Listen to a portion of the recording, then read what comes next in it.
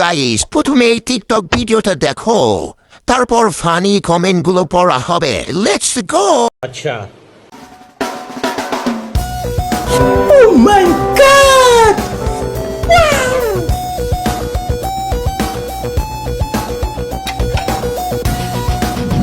बहुत तेज हो रहा है बहुत तेज हो रहा है